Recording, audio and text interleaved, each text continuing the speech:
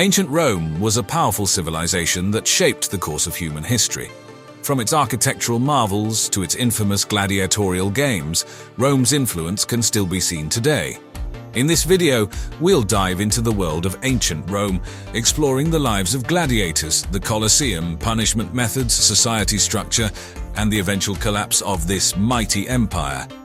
Welcome to Life's Biggest Questions. Now that that's been said, let's continue. Gladiatorial games were a popular form of entertainment in ancient Rome, featuring brutal combat for the amusement of the public. Gladiators were often slaves, prisoners of war, or condemned criminals who were trained to fight. There were various types of gladiators, each with their own unique weapons, armor, and fighting styles, which made the games more engaging and unpredictable for the spectators. A heavily armored gladiator, who fought with a sword, gladius, and a large rectangular shield, scutum. They often wore a distinctive helmet with a high crest and a visor, as well as leg guards and arm protection. Murmillos typically faced off against other heavily armored gladiators like the Thraics or the Hoplomachus. This gladiator fought with a trident and a net, wearing minimal armor for greater agility. The Retiarius had a unique fighting style, attempting to ensnare their opponents with the net before striking with the trident. They often fought against heavily armored opponents like the Murmillo or the Secutor. Inspired by the Thracian warriors, the Thrax fought with a curved sword called a Sika and a small square or rectangular shield. They wore a helmet with a wide brim, a small breastplate, and leg guards. The Thrax relied on agility and precision to overcome their opponents, often targeting vulnerable areas not protected by armor. Modeled after Greek hoplites, the Hoplomachus was equipped with a spear, a small round shield, and a dagger for close combat. They wore a helmet with a small crest, a small breastplate, and leg guards. Their fighting style focused on maintaining distance from their opponents using the spear before closing in for the kill with the dagger. Designed to fight against the Retiarius, the Secutor was a heavily armored gladiator similar to the Murmillo. They wielded a sword and a large rectangular shield and wore a distinctive smooth helmet with small eye holes to prevent the Retiarius's net from getting caught. Their strategy was to close the distance with their nimble opponent and overpower them with their superior armor and strength. The Eques gladiators fought on horseback, initially using a lance for charging at their opponents and a small round shield for protection. Once they were dismounted, they would continue the fight on foot with a sword. Equites wore tunics and helmets adorned with feathers, and they often faced other Eques gladiators. The Dimachurus type of gladiator wielded two swords, one in each hand, which required great skill and agility. The Dimachurus wore minimal armor, often only a small breastplate and arm guards in order to maintain their mobility. Their fighting style relied on rapid attacks and evasive maneuvers to outmaneuver their opponents. Life as a gladiator was harsh and dangerous, with a constant risk of death or injury. Despite this, successful gladiators could achieve considerable fame and fortune, becoming heroes to the masses and garnering the admiration of the Roman public. Gladiators lived and trained in specialized schools called ludus, where they were managed by a lanista, who bought, sold, and trained them. Life in a ludus was strict, with gladiators following a rigorous training regimen to hone their skills. They practiced with wooden swords and dummy opponents, learning techniques to disarm, disable, and kill their opponents. The gladiators' diet was designed to build strength and endurance. They often consumed a high-calorie diet rich in carbohydrates and protein, which included a mixture of barley, wheat, and legumes. This diet was often supplemented with meat, fish, and cheese to provide the necessary nutrients for their demanding physical training.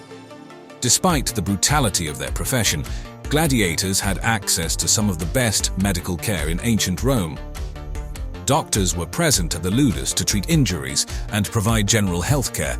These physicians were skilled in a wide range of treatments, including setting broken bones, stitching wounds, and administering pain-relieving medications. While many gladiators were slaves or prisoners, some were free men who chose to become gladiators in pursuit of wealth and fame. Successful gladiators could earn considerable sums of money through their victories, and they often attracted a large following of fans. The most famous gladiators were even commemorated in artwork, with their images appearing on pottery, mosaics, and frescoes. Gladiators also had a unique social standing within Roman society. Despite being viewed as entertainers and often stigmatized for their profession, they were still admired for their courage, skill, and physical prowess. This admiration often extended beyond the arena, with gladiators becoming the subjects of romantic fascination and even inspiring devotion from their fans. While the life expectancy of a gladiator was short, with many dying in the arena, those who survived and gained fame could eventually earn their freedom. They were awarded a wooden sword called a rudis, which symbolized their retirement from the arena. Many retired gladiators went on to become gladiator trainers or bodyguards for wealthy patrons. Some even entered politics or business, using their fame and connections to forge new careers outside of the arena. In summary, the life of a gladiator was a mix of danger, discipline, and potential glory. While they faced immense challenges and a high likelihood of death, the possibility of fame, fortune, and eventual freedom attracted many to this brutal and unforgiving profession. The Coliseum, also known as the Flavian Amphitheatre, was the largest amphitheatre in the Roman Empire and a marvel of ancient engineering. Completed in 80 AD under the rule of Emperor Titus, it could hold up to 50,000 spectators and was the primary venue for gladiatorial games and other public spectacles in ancient Rome. The Colosseum's elliptical design provided optimal viewing angles for spectators, with tiered seating arranged according to social status. The highest-ranking citizens, such as senators and members of the imperial family, sat in the front rows, while lower-ranking citizens and slaves were relegated to the upper tiers. An enormous retractable awning system called the velarium covered the Colosseum to provide shade for spectators during hot summer days. The velarium was made of canvas and was supported by a complex system of ropes and pulleys, operated by a team of sailors who were specially employed for this task. The Colosseum featured a complex system of underground tunnels and chambers called the Hypogeum, where gladiators, slaves, and animals were held before their performances. The Hypogeum was equipped with ingenious devices such as elevators and trapdoors, which allowed for the rapid and dramatic entrance of gladiators and animals into the arena. One of the most remarkable features of the Colosseum was its ability to be flooded for the staging of mock naval battles called naumachiae. The arena floor could be filled with water, and full-size ships could be maneuvered within the space for these elaborate spectacles. This showcased not only the ingenuity of Roman engineering, but also the wealth and power of the empire. Apart from gladiatorial games, the Colosseum hosted various other public spectacles such as animal hunts, venationes, in which exotic animals like lions, elephants, and bears were brought from far-flung corners of the empire to be hunted by specially trained fighters called venatores. These events showcased Rome's ability to control and dominate nature, as well as its vast and diverse territories. Executions and other forms of punishment were also carried out in the Colosseum. Condemned criminals might be executed in a variety of ways, from being crucified or burned alive to being thrown to wild beasts in the arena. These spectacles served as a form of entertainment for the masses and a stark reminder of the consequences of challenging Roman authority. Despite its use for brutal and violent spectacles, the Colosseum also hosted cultural and artistic events, such as plays, orations, and even reenactments of famous battles from Roman history. This mix of entertainment and cultural expression highlights the complex and multifaceted nature of ancient Roman society. Ancient Rome was known for its harsh and often brutal punishment methods. These punishments served as a means of maintaining order, asserting authority, and deterring criminal behavior in a vast and diverse empire. Some of the most common methods of punishment in ancient Rome included decimation. This brutal form of military punishment was used to instill discipline and loyalty among Roman soldiers. If a unit was found guilty of cowardice, insubordination, or desertion, 1 in 10 soldiers would be selected by lot and then punished, usually by being clubbed or stoned to their grave by their comrades. This punishment not only served as a deterrent, but also reinforced the idea that soldiers were responsible for each other's actions. Condemned criminals were sometimes sentenced to be torn apart by wild animals in the arena.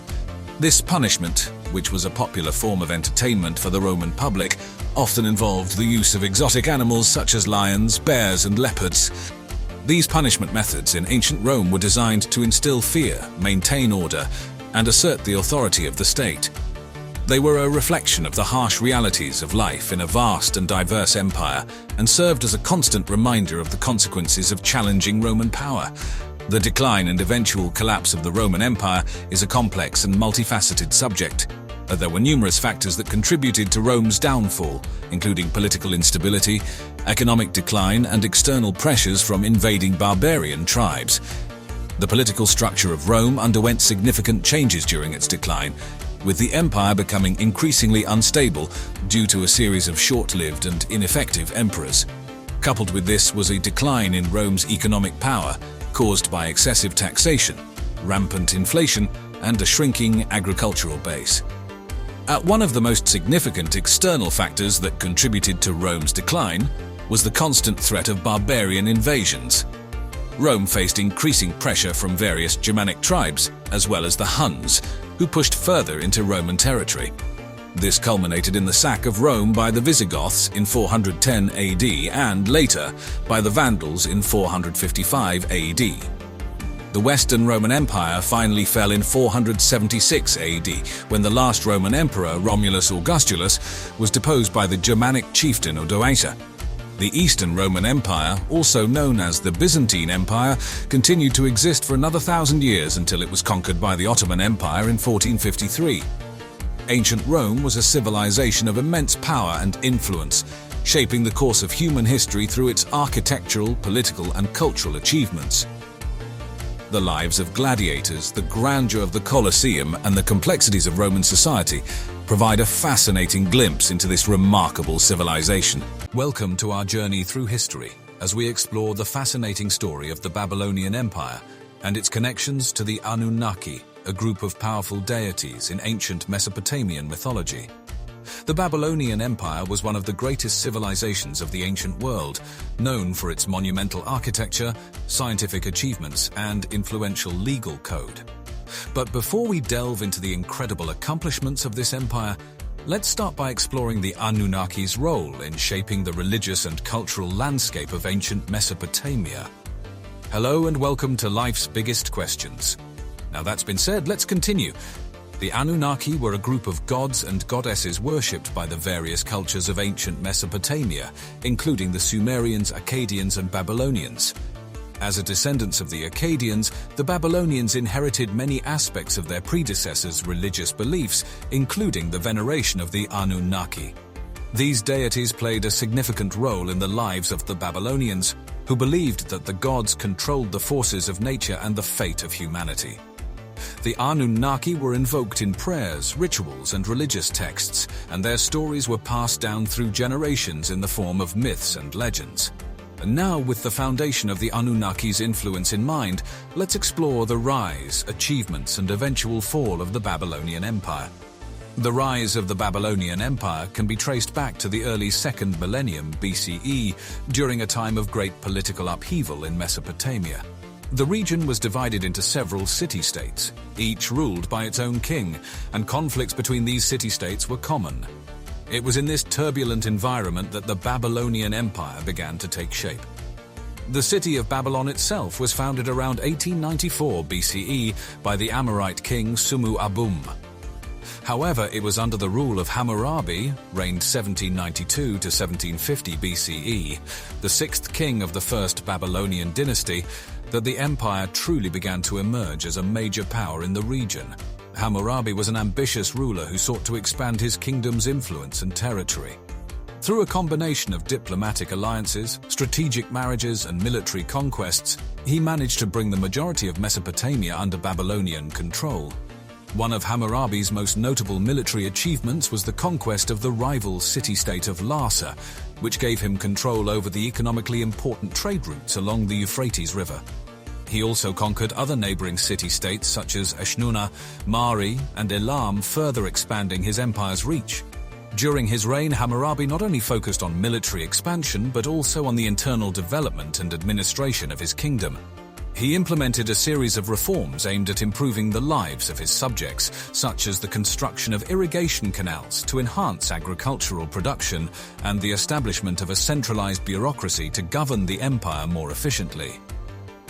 Hammurabi is perhaps best known for his legal code, the Code of Hammurabi, which was a comprehensive set of laws covering various aspects of daily life, such as trade, property rights, and family law. This code, inscribed on a stone stele, is considered one of the earliest and most complete legal codes in human history, and provides a valuable insight into the society, values, and governance of the Babylonian Empire. After Hammurabi's death, his successors continued to expand and consolidate the empire's power, even as it faced various challenges from both internal and external forces. Over the centuries, the Babylonian Empire would experience periods of decline and resurgence, marked by the rise and fall of different dynasties and rulers. The Babylonian Empire, which thrived during the 2nd and 1st millennia BCE, left a significant legacy through its numerous achievements. These accomplishments spanned various fields, including architecture, science, mathematics, literature, and law. Here are some of the most notable Babylonian achievements. Architecture. Babylon was known for its grandiose architecture, including the city walls, the Ishtar Gate, the Etemenanki, a massive ziggurat temple, and the fabled Hanging Gardens of Babylon. The Hanging Gardens, considered one of the 7 wonders of the ancient world, were a series of terraces filled with exotic plants and trees, supported by complex irrigation systems. Babylonian astronomers made substantial advancements in the field of astronomy. They meticulously observed and documented celestial phenomena, leading to the development of the first known system for predicting the future positions of planets. The Babylonians also created the lunar calendar, which divided the year into 12 months based on the cycles of the moon. Mathematics. The Babylonians pioneered the base 60 numeral system, which is still used today in our measurements of time, minutes and seconds, and angles, degrees, minutes and seconds. This advanced mathematical system allowed the Babylonians to perform complex calculations required for engineering projects, solve various practical problems, and even calculate the square root and cube root of numbers. The Babylonians used the cuneiform script, a system of writing that used wedge-shaped marks made on clay tablets. They made significant contributions to literature, producing works such as the Epic of Gilgamesh, one of the world's oldest known works of literature. Babylonian scribes also created extensive libraries, which housed vast collections of religious, historical, and scientific texts. The Code of Hammurabi. Under the rule of King Hammurabi, the Babylonians established one of the earliest known legal codes. The Code of Hammurabi, inscribed on a large stone stele, covered a wide range of civil and criminal matters. It provided a detailed account of the social structure, values, and legal rights of the people living in the Babylonian Empire. Medicine. Babylonian physicians were skilled in diagnosing and treating various ailments. They used a combination of empirical observations, medical texts, and incantations to treat their patients. While their understanding of the human body was limited by today's standards, the Babylonians made significant contributions to the development of medical knowledge. The Babylonian Empire was a center of trade and commerce in the ancient world, benefiting from its strategic location along the Euphrates River. Babylonian merchants traded with other civilizations in the region, exchanging goods such as textiles, grains, metals, and spices. These achievements showcase the ingenuity and creativity of the Babylonian people, who left a lasting impact on the fields of science, art, and culture. The legacy of the Babylonian Empire continues to influence our modern world, as we build upon the foundations laid by this ancient civilization. The decline and fall of the Babylonian Empire were a result of a combination of internal and external factors that weakened the empire over time, ultimately leading to its collapse. After the death of Nebuchadnezzar II in 562 BCE, the Babylonian Empire experienced a period of political instability marked by a series of weak and ineffective rulers. This instability weakened the empire's ability to govern its vast territories effectively and left it vulnerable to external threats. Economic decline. The Babylonian Empire's economy relied heavily on agriculture and trade. However, as the empire expanded, it faced challenges in maintaining its vast irrigation systems, leading to decreased agricultural productivity. Additionally, competition from other regional powers disrupted trade routes, further weakening the economy. The expansion of the Babylonian Empire brought with it the incorporation of diverse ethnic groups and cultures. As the empire declined, tensions between these groups began to rise, leading to social unrest and weakening the unity of the empire. Rise of the Persians. The rise of the Persian Empire under Cyrus the Great presented a significant external threat to the Babylonian Empire. The Persians were a powerful and ambitious force, and they began to expand their territories at the expense of the Babylonians. Fall of Babylon to the Persians. In 539 BCE, the Persian army led by Cyrus the Great marched on the city of Babylon. The Babylonians, weakened by internal strife and economic decline, were unable to mount a strong defense against the invading forces. The Persian army entered the city without much resistance, marking the end of the Babylonian Empire. After the conquest, Cyrus the Great incorporated the Babylonian territories into his expanding Persian Empire and treated the conquered people with relative tolerance and respect. Hellenistic period. The conquest of the Persian Empire by Alexander the Great in 331 BCE marked the beginning of the Hellenistic period in Mesopotamia. The region was subsequently absorbed into the Seleucid Empire, one of the successor states of Alexander's empire, which led to the gradual decline of Babylonian culture and influence. The rise of the Parthian and Sassanid empires further diminished the remnants of Babylonian culture in the region. These empires, which controlled Mesopotamia at different points in time, introduced new cultural, religious, and political influences that would come to dominate the region, leading to the eventual disappearance of the distinct Babylonian identity. The decline and fall of the Babylonian Empire were due to a combination of internal factors, such as political instability, economic decline, and social unrest, as well as external pressures, such as the rise of powerful neighboring empires. The fall of Babylon to the Persians marked the end of the Babylonian Empire, and subsequent conquests and cultural shifts in the region led to the gradual disappearance of Babylonian culture and influence. The Babylonians, like other Mesopotamian civilizations such as the Sumerians and Akkadians, believed in a variety of gods that included the Anunnaki. The lasting legacy of the Anunnaki and the Babylonian Empire can be seen in several aspects: mythology and religion. The Anunnaki played a central role in Mesopotamian religious beliefs, shaping the spiritual lives of the Babylonians and influencing their worldview. Many of the gods in the Babylonian pantheon, such as Marduk, Enlil, and Ea, were associated with the Anunnaki. These gods were believed to have immense power over the natural world, and their influence can still be seen in the religious and mythological texts that have survived to this day. Creation of mankind. According to ancient Mesopotamian mythology, the Anunnaki created human beings to serve as their laborers. The creation of humanity by the gods is a common theme in many ancient cultures, and the Anunnaki's role in this process has left a lasting impression on the cultural memory of the region. The mythology and religious beliefs of the Babylonian Empire, including the stories of the Anunnaki, influenced later civilizations in the region, such as the Assyrians, and even spread to other parts of the ancient world. For example, some of the stories from Mesopotamian mythology, such as the Epic of Gilgamesh, have parallels in the Bible and other ancient texts. Art and architecture. The Anunnaki were often depicted in Babylonian art, including statues, reliefs, and frescoes. These artistic representations of the gods reflect the importance of the Anunnaki in Babylonian society and provide a glimpse into the religious beliefs and practices of the time. The Anunnaki have captured the imagination of modern researchers and writers, leading to various interpretations and theories about their role in human history.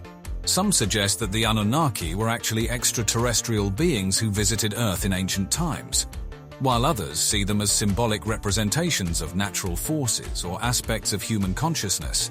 These modern theories, while speculative, demonstrate the enduring fascination with the Anunnaki and their potential influence on human civilization. The legacy of the Anunnaki and the Babylonian Empire can be seen in various aspects of culture, religion, art, and even modern theories about the origins of humanity. As a central element of Mesopotamian mythology, the Anunnaki continue to capture the imagination of scholars and enthusiasts alike, demonstrating the impact of ancient Babylonian beliefs and achievements on our understanding of human history. Today we are journeying back in time to a civilization that has left a mark on our world, but whose true complexity is often overlooked: the Byzantine Empire. Positioned at the crossroads of Europe and Asia, the Byzantine Empire was a beacon of power, culture, and innovation for over 1,000 years. This was an empire that stood the test of time, outliving the Western Roman Empire by a millennium and bridging the gap between the ancient and medieval worlds. But what made the Byzantine Empire so good? What were its defining features and innovations? And how did it shape the world as we know it? Stick around and let's explore a little, shall we? The Byzantine Empire, known at the time as the Eastern Roman Empire, was essentially Rome's eastern continuation after the fall of the Western Roman Empire in the 5th century. But why did it survive, while its Western counterpart crumbled? The answer, as it turns out, lies as much in geography as it does in strategy. The capital, Constantinople, now known as Istanbul, was a city ripe with advantages, built by Emperor Constantine in 330 CE on the site of the ancient city of Byzantium, hence the name Byzantine. It was situated at the crossroads of Europe and Asia. This strategic location on the Bosporus Strait allowed it to control the key trading routes linking the East and the West. Imagine having a doorway that leads to two different worlds, and you're the one holding the key. But it wasn't just about geography. The empire's success lay in its ability to adapt and evolve. As the Western Roman Empire fell into decay, the Eastern Empire, the Byzantine, embraced a more flexible administrative system. It had a more stable economy, supported by a complex system of taxation and a thriving trade network, both land-based and maritime. Moreover, the Byzantine Empire was more defensible.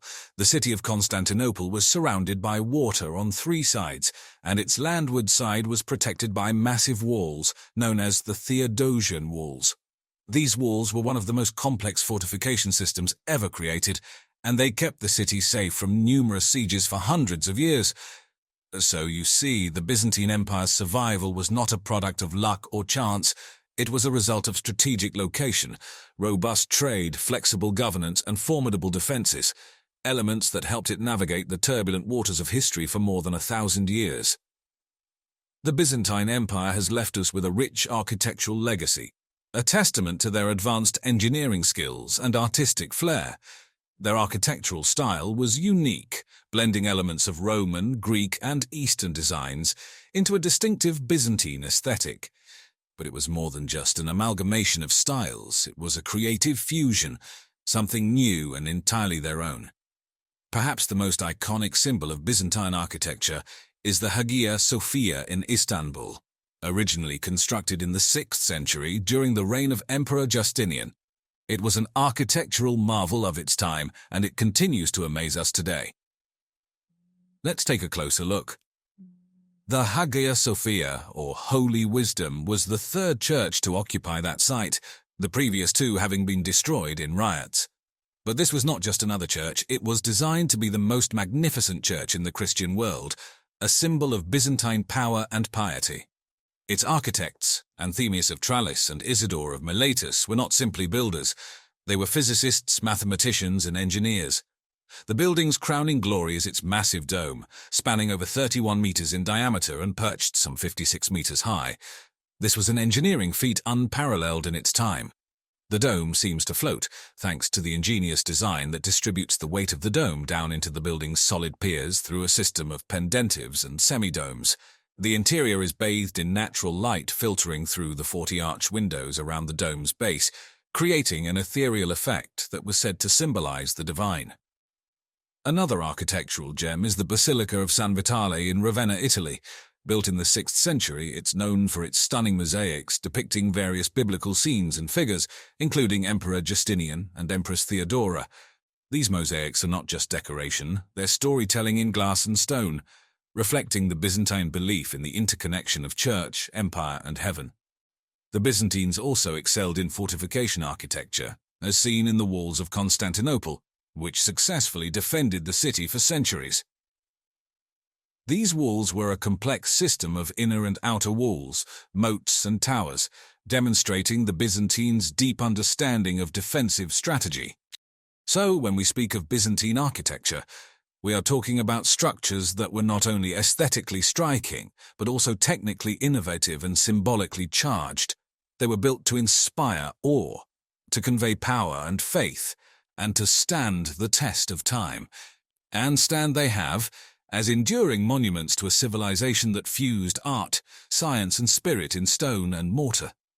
If we gaze back into history, we find that many of the works of ancient scholars would have been lost to time if not for the Byzantine Empire. But how did the Byzantines, situated in a world of constant change and upheaval, manage to preserve these invaluable texts? The Byzantine Empire was the heir to the Hellenistic world. Greek was the language of the empire, and so they were the direct inheritors of the rich tradition of Greek literature, philosophy and science. And yet this alone doesn't explain their dedication to preserving these texts. The Byzantines had a deep reverence for the ancient Greek scholars. They saw themselves as the guardians of this knowledge, with a cultural and almost sacred duty to protect and preserve these texts for future generations. This reverence was reflected in their educational system, which placed a heavy emphasis on the study of ancient Greek texts, including Homer, Aristotle, and Plato. Byzantine scholars painstakingly copied these ancient works by hand. They created beautifully crafted manuscripts, often embellishing them with intricate illustrations and ornate decorations. These manuscripts were stored in monastic libraries and other repositories across the empire, some of which survived the empire's fall in 1453 and are still standing today. But the Byzantines did more than just copy these texts. They also studied and commented on them, producing a rich body of scholarship that further enriched the original works. They explored the philosophical implications of Plato, the scientific theories of Aristotle, the medical observations of Hippocrates, and more. Furthermore, the preservation of classical texts wasn't limited to Greek works. Byzantine scholars also translated and preserved works from other cultures. For instance, they translated many works of ancient Persian literature into Greek, thereby saving them from oblivion. But perhaps the most consequential act of preservation was their transmission of these texts to the Arab world. During the Middle Ages, while much of Western Europe was in the so-called Dark Ages, the Arab world was experiencing a cultural and intellectual renaissance. Byzantine scholars played a key role in this renaissance by transmitting the works of ancient Greek scholars to the Arab world, where they were translated into Arabic and studied intensively. As we've journeyed through the Byzantine Empire's vibrant history, we've seen its strength, its wisdom, and its cultural richness. But like all empires, it wasn't immune to the passage of time and the shifts of power that shape our world. So, what led to its downfall? The fall of the Byzantine Empire was not a sudden overnight event. Instead, it was a gradual process that occurred over several centuries, marked by both internal strife and external pressures. Internally, the empire was often plagued by political instability and succession crises. The Byzantine throne was not always inherited. It was often seized by force, leading to periods of chaos and infighting. This instability was further compounded by religious disputes, such as the iconoclasm controversy we discussed earlier, which caused deep divisions within Byzantine society. Additionally, the empire's economy began to falter. High taxation, constant warfare, and the loss of trade routes gradually drained the empire's wealth. This economic decline weakened the empire's ability to maintain its military defenses and infrastructure. Externally, the empire faced numerous threats. To the east, the rise of Islam in the 7th century resulted in the loss of key eastern provinces, such as Syria and Egypt. These territories were not only economically vital, but also culturally significant, and their loss was a major blow to the empire. Then, from the 11th century onward, the Seljuk Turks began to encroach on Byzantine territory. The empire called for aid from Western Europe, leading to the Crusades, which, while initially helpful, would eventually cause more harm than good. The Fourth Crusade in particular was disastrous, with the Crusaders sacking Constantinople in 1204 and establishing a short-lived Latin empire in its place. The empire would recover and re-establish itself, but the damage was done. The final blow came in the form of the Ottoman Turks. In 1453, after a lengthy siege, they captured Constantinople, marking the end of the Byzantine Empire. The city, renamed Istanbul, would become the capital of the Ottoman Empire. If we dive into the military aspect of the Byzantine Empire, we discover fascinating innovations and strategies that played a crucial role in its survival and dominance. The Byzantines, after all, didn't merely inherit the military traditions of Rome, They adapted and evolved them to suit their unique circumstances. One of the most iconic elements of Byzantine warfare was the theme system. This was a form of military and administrative organization that was instituted during the 7th century, as a response to the threats posed by the Arabs and the Persians. The empire was divided into several themes, or provinces, each overseen by a military governor. These governors would recruit soldiers from the local population, who were granted land in return for military service. This ensured that the empire had a steady supply of troops, and that these troops had a vested interest in defending their land. This system was not only innovative but also remarkably effective, enabling the Byzantine Empire to defend its vast territories for centuries. In terms of weaponry, the Byzantines were famous for their use of Greek fire. This incendiary weapon was a closely guarded state secret, and its composition remains a mystery to this day. Greek fire, deployed from tubes or siphons, could continue burning even on water, making it a devastating weapon during naval battles. It was instrumental in several key victories, including the defense of Constantinople from Arab sieges. Byzantine military manuals, such as the Tactica of Emperor Leo VI, also demonstrate the empire's advanced understanding of warfare. These manuals provided detailed instructions on tactics, formations, siege warfare, and even the use of various weapons. They indicate a level of strategic sophistication that was quite remarkable for the time. Finally, it's worth mentioning the Varangian Guard. This was an elite unit of the Byzantine army, composed primarily of Norsemen and later Anglo-Saxons. The Varangian Guard served as the emperor's personal bodyguards and were renowned for their loyalty and their ferocity in battle. In conclusion, the military innovations of the Byzantine Empire were essential to its longevity and power. From the theme system to Greek fire, from comprehensive military manuals to the Varangian Guard, these advancements showcase the Byzantine Empire's adaptability and ingenuity in the face of evolving threats and challenges. They remind us that in the grand chess game of history, innovation can often make the difference between survival and extinction. When you think of Vikings, what comes to mind? Is it their iconic longships cutting through the icy North Atlantic? Or their reputation as fierce warriors and skilled traders? Maybe it's their mythology, filled with gods like Thor and Odin. Vikings have been a source of fascination and intrigue for centuries, and today we're going to delve into some of the most interesting stories from their past. We'll voyage across the ocean to the Americas, journey to the heart of the Byzantine Empire, and even delve into the world of the Viking slave trade. So, fasten your seatbelts, or should I say, secure your oars, as we set sail on this adventure into Viking history. And now, we've all been taught that Christopher Columbus discovered America, right? Well, that might not be the whole truth. In fact, there's a whole saga, quite literally, about Viking explorers reaching the American continent about 500 years before Columbus. This extraordinary tale begins with a Viking named Bjarni Herjolfsson, who was blown off course while sailing from Norway to Greenland and spotted a land that was not on any map. While he didn't land, his tales of this discovery inspired another explorer, Leif Erikson, to set out on his own expedition. Leif Erikson, the son of Erik the Red, who founded the first Viking settlements in Greenland, embarked on a journey westward from Greenland.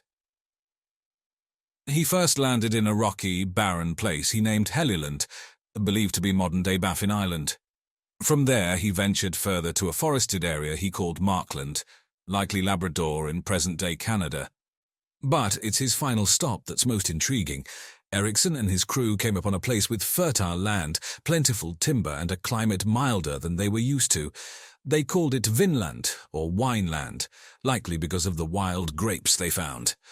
Today, most historians agree that Vinland was probably located in what is now Newfoundland, Canada.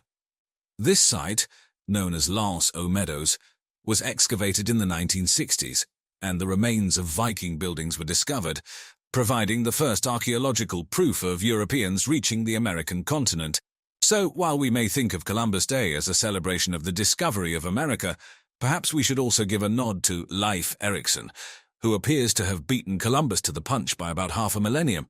That's quite a twist in our understanding of history, isn't it? We've all heard of Viking longships, right? These iconic vessels with their dragon-headed prows cutting through the icy waves of the North Sea are nothing short of an engineering marvel, especially when you consider the time period. But let's dive a little deeper into what made these ships so extraordinary. The Vikings were master shipbuilders, and their longships were a testament to their skill and ingenuity. These ships, often reaching up to 75 feet in length, were primarily built from oak, which provided both durability and flexibility. What's remarkable about their design is the shallow draft hull. This allowed them to navigate not only the open ocean but also to travel up shallow rivers, effectively turning landlocked cities into coastal targets. Imagine seeing a fleet of Viking ships coming up your local river. Quite the terrifying sight. What's more, the symmetry of the longship design meant that they could easily reverse direction without having to physically turn around, a tactical advantage in both exploratory voyages and warfare. The ships were propelled by both oars and a single large square sail. The sail was typically striped, with the colours representing the particular Viking clan. When the ships were in battle, the sail would be taken down so it wouldn't obstruct the view of the Vikings on board. But it's not all about warfare and raiding. These ships were also the primary method for trade, exploration, and even colonization. The same ships that would bring terror to coastal towns in Europe would also be used to establish settlements in distant lands, from the icy shores of Greenland to the verdant meadows of Vinland. So, when we think of the Vikings, it's not just the horned helmets and battle axes that should come to mind, but also these impressive ships. These longships weren't just a means of transport, they were a symbol of the Viking spirit, adventurous, fearless, and unstoppable. Truly, without their ships, the Vikings would not have made the far-reaching impact they did on the world. As we peel back the layers of Viking history, we come across some unsettling truths. For instance, the Vikings were heavily involved in the slave trade, but these weren't just any slaves. They were called thralls in Old Norse, and they were considered property, much like other commodities of the time. The thralls came from all walks of life. They were prisoners of war, debtors, or simply individuals who had been kidnapped during Viking raids. These raids weren't only for plundering gold or silver. They were also for capturing people, who would then be sold in the bustling slave markets across the Viking world and beyond. Life as a thrall was undeniably harsh. They were subjected to hard labor, often working in the fields, homes, or workshops of their Viking masters. They had no personal rights and were completely at the mercy of their owners. However, it's also important to mention that the children of thralls were not automatically considered thralls themselves. They could, under certain circumstances, gain their freedom. But the Viking slave trade didn't just serve the internal needs of their society. It was an integral part of their economy, connecting them to the broader world. Thralls were often traded for other goods or even for silver in places like Dublin or in the bustling markets of the Islamic Caliphate. The role of the Vikings in the slave trade provides a sobering contrast to the heroic and adventurous image we often associate with them. It serves as a reminder that history, much like the people it studies, is multifaceted, and even societies that have left us with marvels of exploration and craftsmanship can also leave behind darker legacies. As we delve deeper into the world of the Vikings, it's important to keep this complexity in mind. It might seem strange to think that Viking warriors, known for their fierce independence and seafaring skills, would end up in Constantinople, the capital of the Byzantine Empire. But history is full of surprising twists and turns, and this is one of them. In the 10th century, the Byzantine emperor, seeking to bolster his personal guard, invited Norse warriors to join his ranks. This unit would become known as the Varangian Guard, and it was composed primarily of men from Scandinavia and later from England. The Varangian Guard had a reputation for loyalty, bravery, and martial prowess, making them the perfect bodyguards for the Byzantine emperors. They were not only defenders of the emperor, but also active participants in Byzantine military campaigns. This interaction led to a fusion of cultures, with Viking runic graffiti found in the Hagia Sophia, the Grand Cathedral of Constantinople, alongside Christian symbols. And moreover, the Guard served as a sort of military elite, a status symbol for the emperor. They imagine burly, axe-wielding Vikings standing sentinel in the opulent halls of the Byzantine palace, a testament to the emperor's power and reach. However, it wasn't just about military prowess. The Vikings who travelled to Constantinople, and those who served in the Varangian Guard, played a significant role in establishing trade routes between the Norse world and the Byzantine Empire, leading to a rich cultural exchange.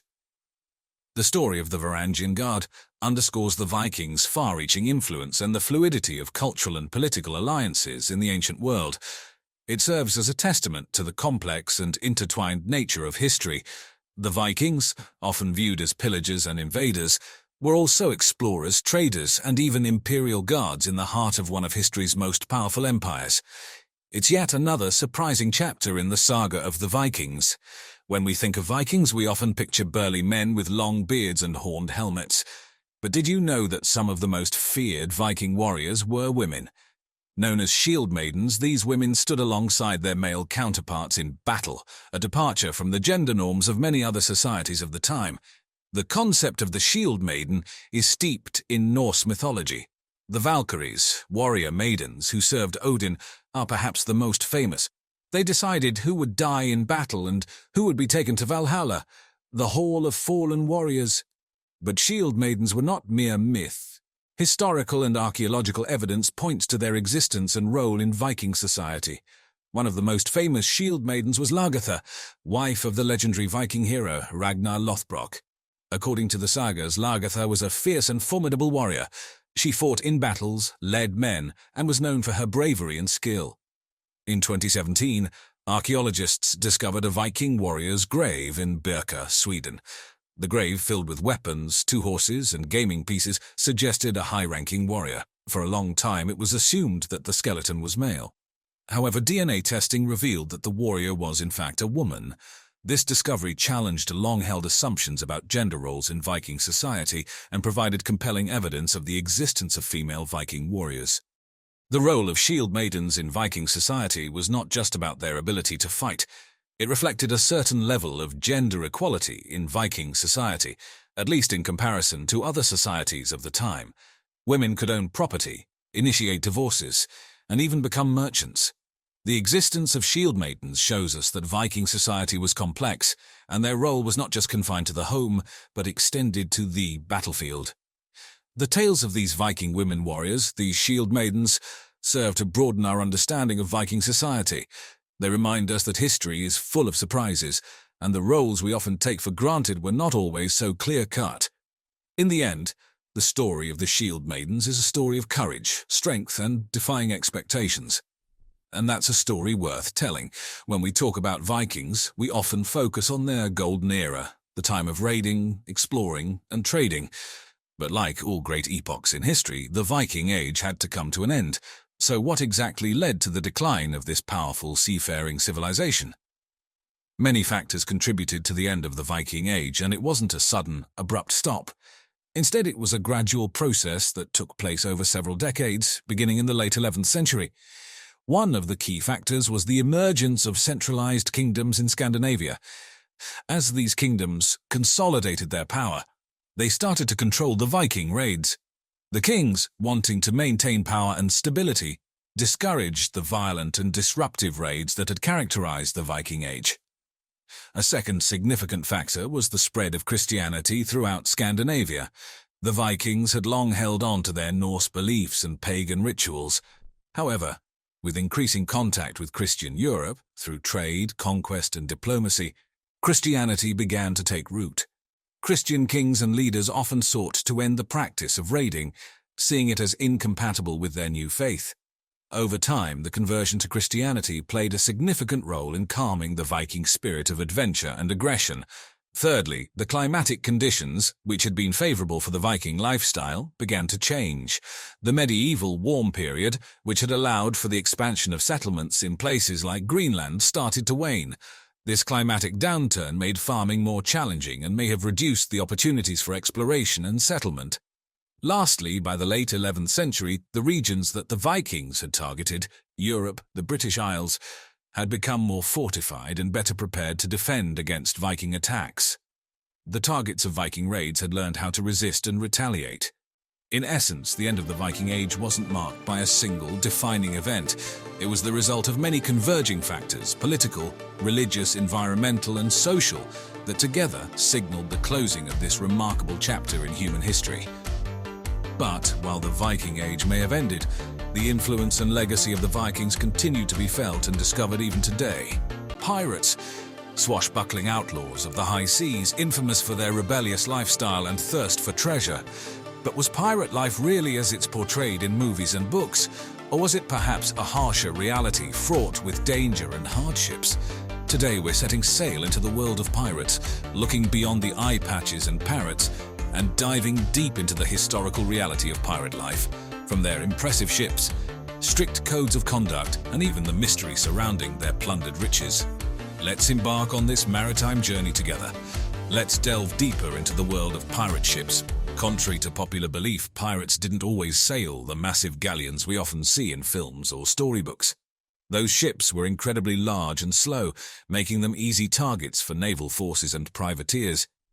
Instead, pirates often favored smaller, faster vessels like sloops and brigs. Sloops were particularly popular for their speed and maneuverability. These single-masted vessels were quick and could easily navigate the coastal waters where pirates often found their prey. They could also escape into shallow waters, where larger naval vessels couldn't follow. Brigs, on the other hand, were slightly larger, boasting 2 masts. They were a bit slower than sloops but could carry more crew and cargo, making them ideal for longer voyages or larger pirate crews. Whichever type they chose, pirates would modify their ships to suit their needs. This often meant removing unnecessary cabins or structures to make room for more crew members and cargo. They would also mount cannons for both offense and defense, turning these relatively modest vessels into formidable warships. It's also worth noting that most pirate ships were not built but rather taken. Pirates would often seize a suitable ship during their raids, then modify it to suit their needs. This not only saved them the effort and resources of building their own ship, but it also allowed them to continually upgrade their vessel as they came across better and more powerful ships during their voyages. Maritime life in the golden age of piracy was far from the romanticized version we often see in popular culture. Discipline was harsh, and punishments for breaking the pirate code were brutal. These rules, often decided upon and agreed to by the crew, were necessary to maintain order on a ship full of ruthless men. The most well-known pirate punishment is probably walking the plank, but surprisingly, this is more myth than reality. While there are a few documented cases, it was not a common practice. Instead, pirates employed a variety of other punishments.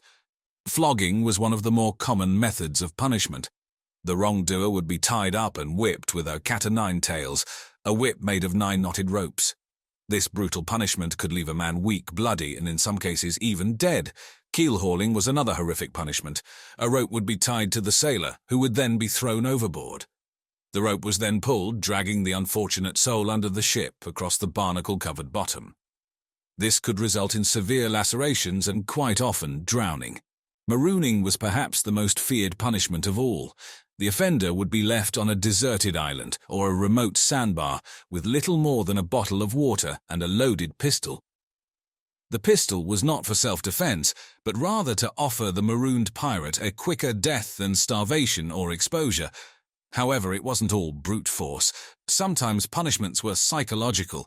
Pirates would sometimes employ sweating, where the crew would chase the offender around the ship or up and down the mast until they were exhausted.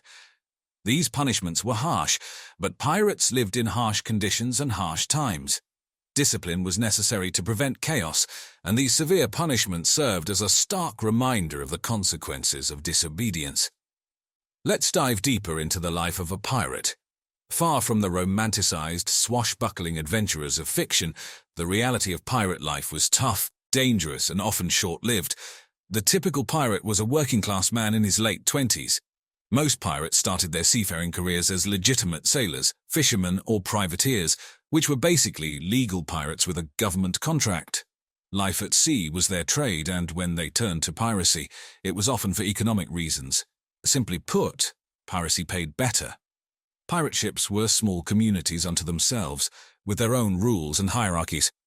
Each crew member had a role, from the captain and the quartermaster to the boatswain, gunner, and cook.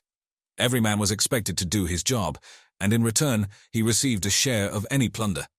This was one of the more egalitarian aspects of pirate life. The loot was usually divided fairly, a stark contrast to the strict class divisions of mainstream society. The pirate's day would start at dawn, with the ship's bell signaling the beginning of the working day. The crew would work on maintaining the ship, navigating, and looking out for potential prizes.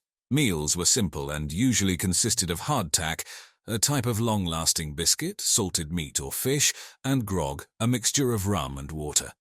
Despite the harsh conditions, pirates did find time for entertainment. Music was an essential part of pirate life, with shanties sung to keep rhythm during work and instruments played for evening entertainment. Pirates also gambled, although this was often banned while at sea due to the potential for fights. Another popular misconception is that pirates were constantly engaged in battle. In reality, most pirate attacks were more like muggings than battles. Pirates preferred to target weaker, undefended merchant ships, and most of their victims surrendered without a fight. When they did fight, it was brutal and bloody, with pirates using a mix of firearms and cutlasses. Pirate life was a combination of long periods of boredom, punctuated by intense moments of terror and excitement. It was a hard life, with the ever-present threat of death by disease, violence, or execution if captured, but for those who chose it, piracy offered a taste of freedom and adventure that was hard to find in the rigid society of the time. Ah, pirate treasure. It's the stuff of legends, and probably what comes to mind when you think of pirates. Buried chests full of gold and jewels hidden on some deserted island waiting to be found. But how much of this is fact and how much is fiction? Firstly, let's talk about the loot. The primary goal of piracy was to obtain wealth, and pirates would target ships carrying valuable cargo. This could include gold and silver, but also items like spices, silk, tobacco, and even slaves.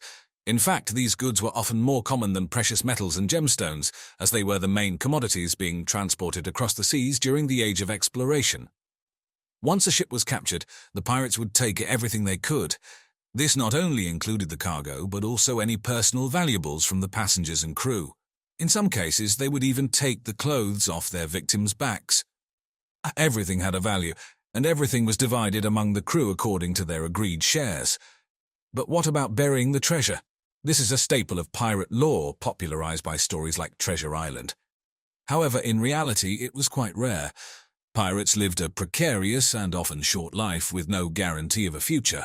When they got their hands on wealth, they tended to spend it quickly, often on drink, gambling, and women in port towns. Why bury your treasure when you could be spending it?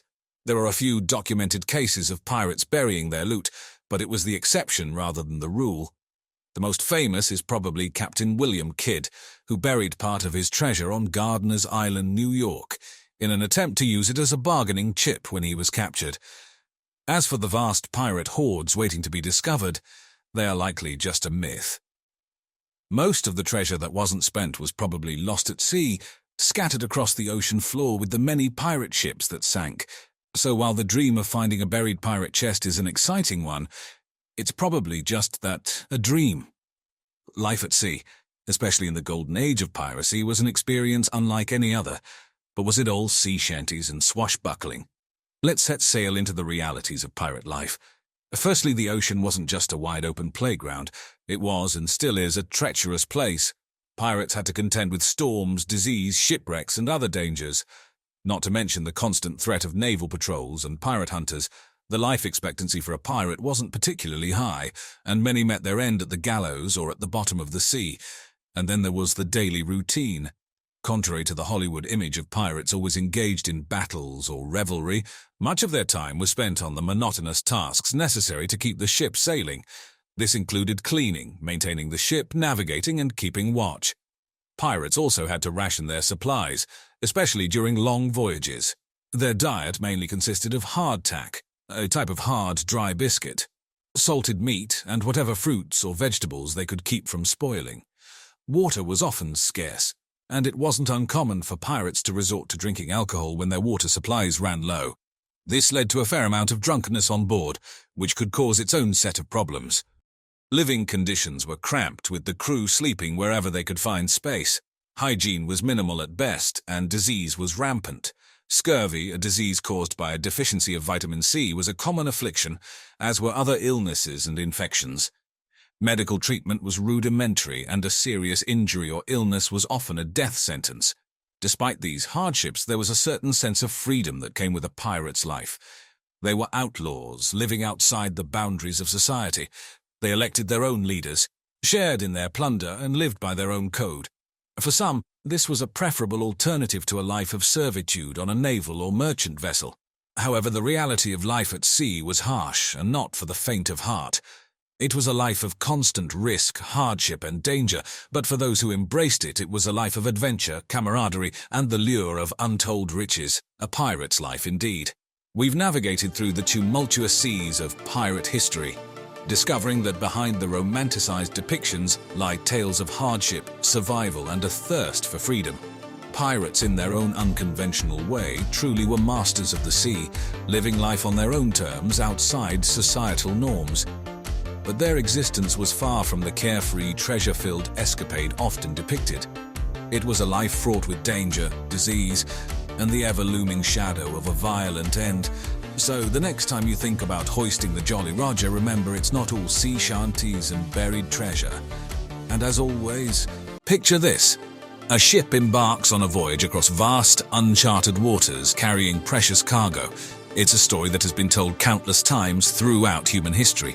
But what happens when these journeys go awry, when the unexpected storm hits, or the navigator loses his way? In today's exploration, we're diving deep into the mysteries of the ocean as we uncover the tales of 5 ancient shipwrecks. From lost treasures to ghostly apparitions and archaeological wonders, these sunken vessels hold secrets of the past that continue to fascinate us. Let's set sail on this maritime adventure. In the deep waters off the southern coast of Turkey lies the Uluburan Shipwreck, a time capsule from the late Bronze Age that has been resting on the seafloor for over 3,300 years. Discovered in the early 1980s by a local sponge diver, the ship has been dated back to the 14th century BC, making it one of the oldest known shipwrecks. The ship was laden with a cargo that has provided an invaluable snapshot into the international trade of the era. Divers recovered over 10 tons of raw copper, tin ingots, the components of bronze, and a golden seal bearing the name of Egyptian Queen Nefertiti, providing hard evidence of a direct trade link between the Mycenaeans in Greece and the New Kingdom of Egypt. In addition, archaeologists found ivory hailing from both Africa and the Syrian elephant, amber from the Baltic, and a unique collection of glass beads traced back to Egypt and Mesopotamia. This suggests that the ship had traversed the length and breadth of the Eastern Mediterranean before it sank. Also among the cargo were luxury items like ebony ostrich eggshells, a scarab gem, and a trumpet, indicating the high status of the intended recipients. Perhaps one of the most intriguing items found was a collection of the earliest known written tablets, hinting at a literate crew or owner. Picture this: a crisp autumn night, a glowing 3-mast schooner sailing silently through the foggy waters of the Northumberland Strait, between Prince Edward Island and New Brunswick in Canada. This isn't just any schooner, but a spectral vessel that has become the stuff of legend. The burning ghost ship of the Northumberland Strait. Numerous accounts dating back to the 18th century tell of a ship appearing ablaze on the water, its ghostly crew scrambling to douse the flames. Despite the apparent inferno, the ship never seems to burn down, and it always disappears without a trace. Some theories suggest the ghost ship is a mirage, an optical phenomenon caused by temperature inversions. Others, however, believe it to be the spectral remnant of a real ship that met a fiery end. One popular theory is that the apparition is the spectre of a French ship that was set ablaze during the expulsion of the Acadians, a tragic event that took place in the mid-18th century. However, no concrete historical event or shipwreck has been definitively linked to the ghost ship sightings. While the ghost ship of the Northumberland Strait may not have yielded physical treasure, it is undoubtedly a cultural and historical treasure. It has captivated generations, inspired folk songs, and continues to be a draw for ghost hunters and maritime history enthusiasts alike. The mystery of its origin and the ethereal nature of its existence make it a fascinating chapter in the annals of seafaring lore. Now, let's venture into the azure waters of the Mediterranean, to the island of Antikythera, between mainland Greece and Crete. This is the site of one of the most remarkable shipwrecks ever discovered, the Antikythera Shipwreck. First discovered in 1900 by sponge divers, the ship is believed to have been a massive Greek cargo ship that sank sometime between 60 and 70 BCE. Laden with luxury goods, including marble and bronze statues, jewelry, furniture, and glassware. It was a veritable floating treasure trove. But the real treasure, the one that would rewrite our understanding of ancient technology, was a peculiar artifact known as the Antikythera Mechanism. This intricate device, made of interlocking gears and dials, is often described as the world's first analog computer. It was used to predict celestial events, including eclipses, as well as the positions of the planets. The complexity and precision of the Antikythera mechanism wouldn't be seen again for over 1,000 years, challenging our conceptions of technological progress. The Antikythera shipwreck remains an active archaeological site, with new discoveries made as recently as 2017.